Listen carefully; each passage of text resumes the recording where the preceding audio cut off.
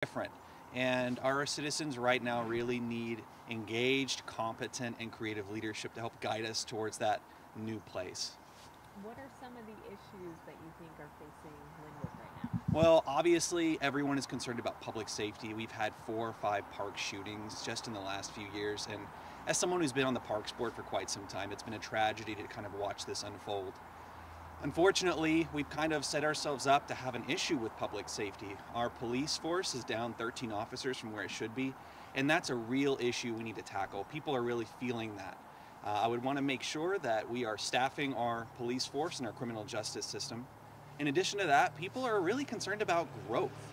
There is so much happening in the next 10 to 15 years, and we need people who are going to address public spaces, ensure that we have event spaces and a place to build community identity throughout our city. Something that a lot of residents have expressed concern with is just a loss of our city's identity and soul. Over time, we've lost out on big community-wide events like Linorama, and instead have had smaller and fewer community events.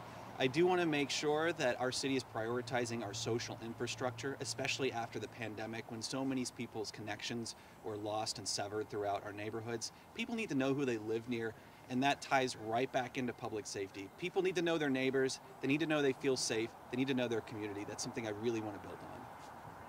And then kind of the rapid fire, what do you, if elected, do you plan to do about property crime? Well, again, this goes back to our law enforcement dilemma at the moment. We have to staff our law enforcement wing. Again, we're down 13 officers from where we should be. That is having an impact on what they're able to do. It's causing our officers to be really overstretched in their capabilities. We need to tackle that.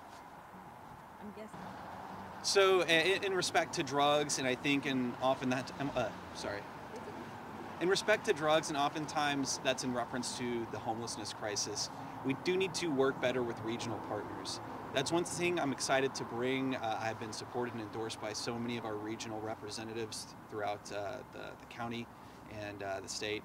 And I want to make sure that we are working together to tackle these really complex challenges. And then that kind of, you took a little bit away from my last question Okay. is, as a city council member, what do you plan to do about homelessness? That was something that when we were going around talking to people in the area, they brought up that they think is a big issue here. Yeah, I mean, there's a cultural problem at the moment. I think the lines of what is acceptable in our public spaces has been blurred to the point that we're just accepting blatant occupation of public spaces. In my mind, our parks, which is oftentimes where people are seeing this public drug use, parks are just as much public infrastructure as our roads and our streets, and we don't accept occupation of those spaces. I would want to make sure that we are setting a clear line in the sand of what is acceptable so that people can feel safe in their parks, in their city infrastructure, and just around town in general.